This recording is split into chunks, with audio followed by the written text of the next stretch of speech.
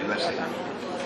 A los amigos y hermanos que nos visitan en este día, les damos la más cordial bienvenida y esperamos que este sea un día de encuentro con el Señor. Todavía tenemos algunos hermanos de pie y nos dicen que por la parte de atrás del control todavía quedan espacios disponibles, hay un espacio disponible. Por aquí, por el centro, también tenemos algunos espacios disponibles.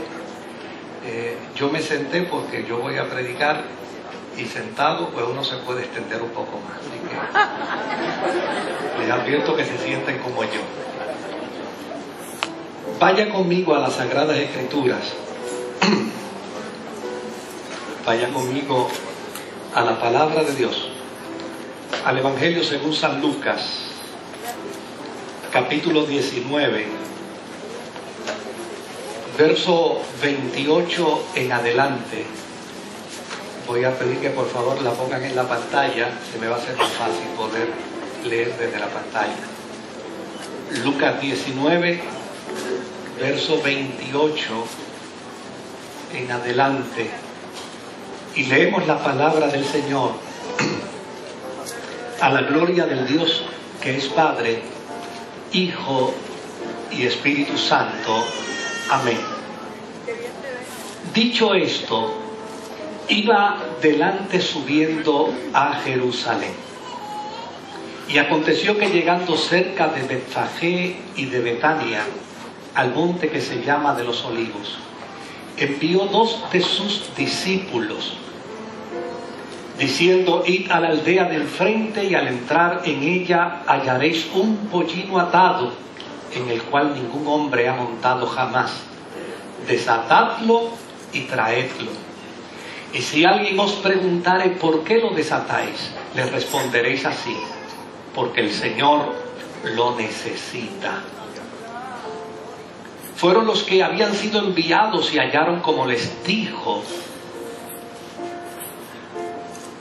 Está un poco lenta la pantalla, pero hasta el 40.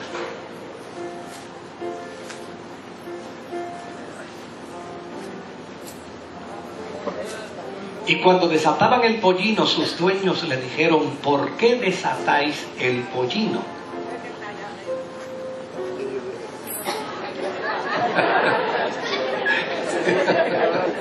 Ellos dijeron: porque el Señor lo necesita.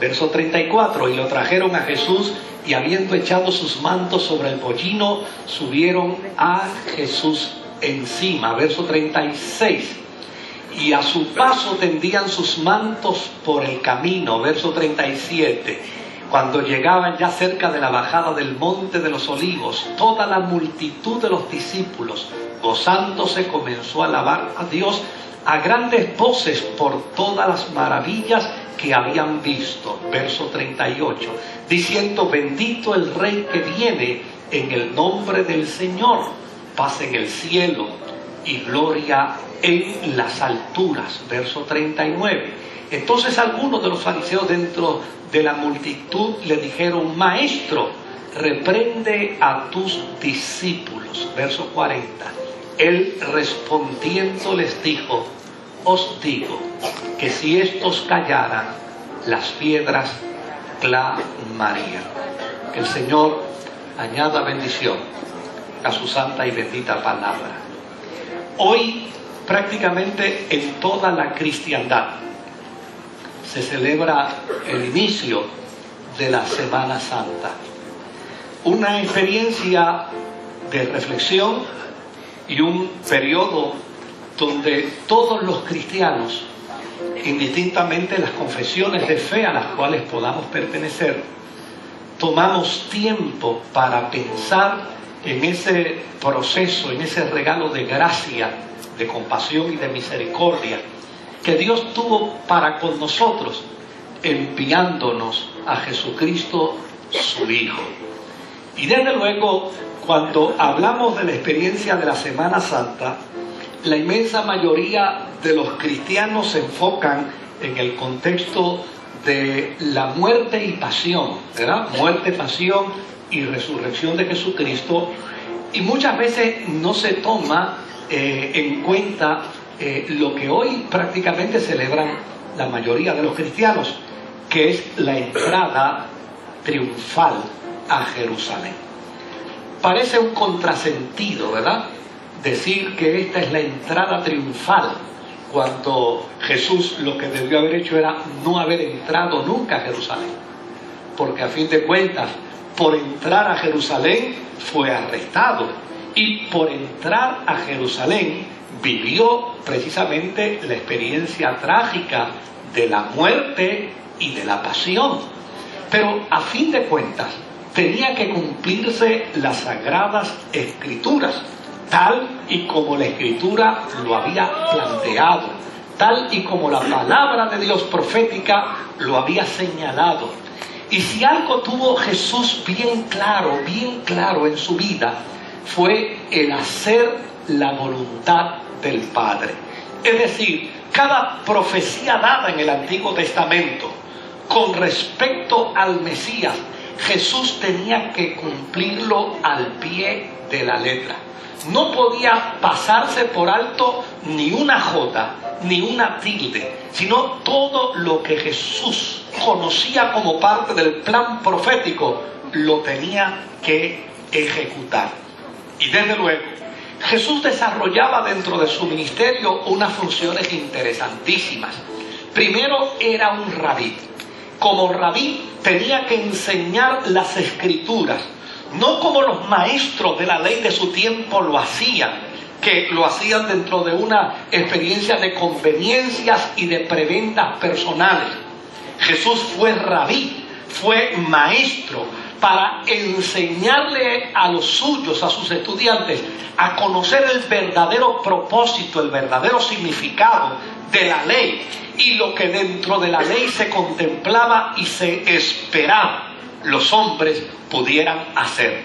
Pero además de eso también Jesús fue profeta, porque desde luego, como el sacerdocio de Israel estaba tan desenfocado, el sacerdocio de Israel estaba tan desatinado, y dentro de la práctica del trato de Dios con Israel, siempre, oiga bien, siempre que los sacerdotes en Israel desarticulaban el blanco, desarticulaban el propósito de Dios, Dios les levantaba un profeta, pues entonces Jesús fue profeta para Israel.